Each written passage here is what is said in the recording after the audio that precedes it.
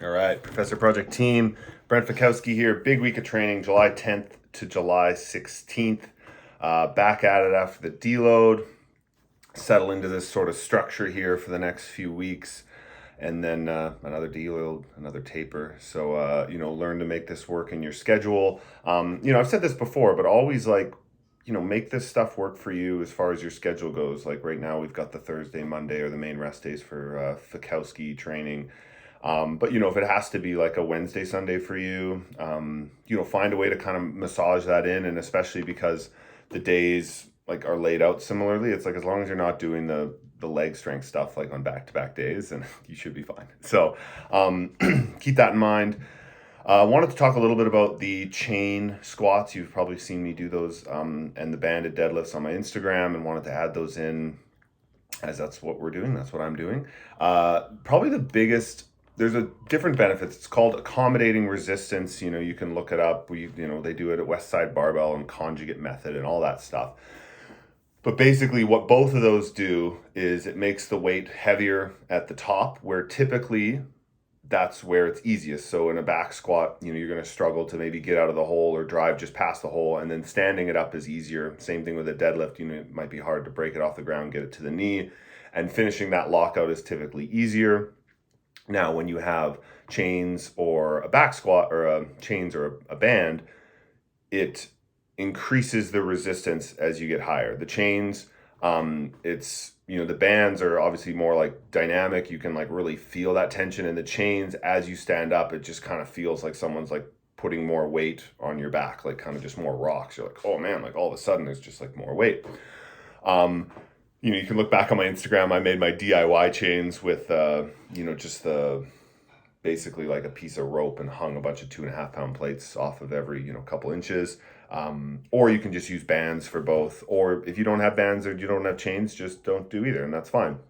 Another added benefit I really like about using bands, I've used bands on squats, I've used band on deadlifts, is it gives you a real time feeling of bar path. So especially when you're squatting and the bands are on the, if you back up and you make sure, okay, I'm set up in a way that I know that right now the bands are straight up and down. I've got the bar on my back. And then as you squat down, if that bar starts to come forward or backwards, you're going to feel it. So it has this constant like tension with the ground, and there's no moment of kind of like weightlessness or feeling like, oh, I'm like kind of, moving through this,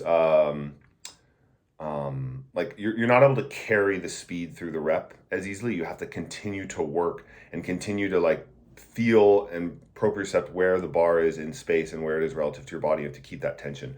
So if you're jumping with like, let's say you're doing back squats with a light bar on your back and you're jumping, doing squat jumps, you're going to feel like some weightlessness as you drive out of the hole, and then it's going to feel like light, and you can kind of do whatever you want with it. But with the bands, you're not going to have that ever. If you even want to feel that, you can just do some banded jumping, attaching the band to your shoulders or to your waist and attaching it to some sort of fixture on the floor, and you're going to feel that like no matter what I do, there's always that tension pulling me down, like more than gravity. So anyway, band setup. Go to YouTube, type in easy deadlift band setup. That one's super easy. You basically just stand on the band on underneath your feet, and then just kind of loop it gently on top of the bar, and then put your hands on the outside of the bands.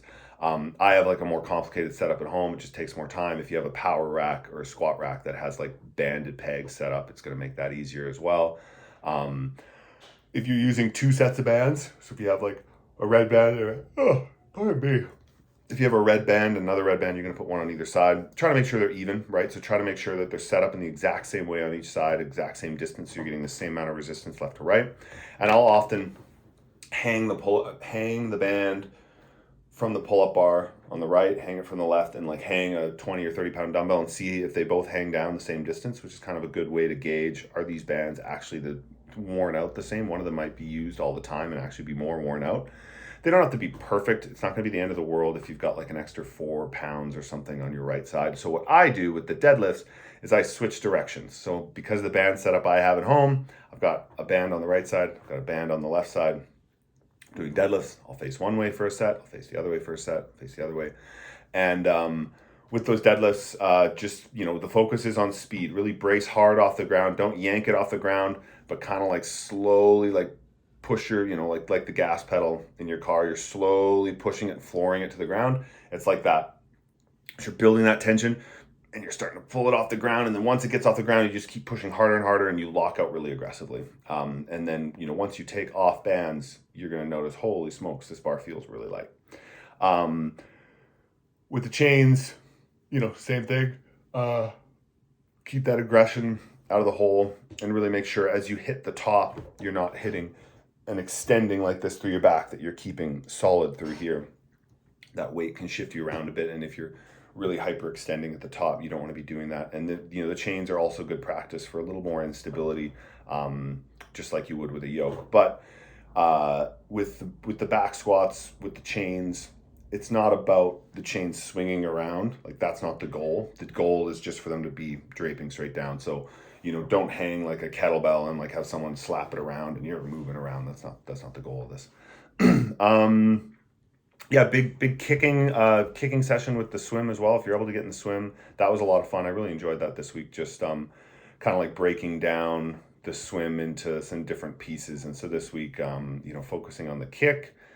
And yeah, that's really it. I wanted to, just kind of dig into the bands, dig into the chains a bit, have some fun with that.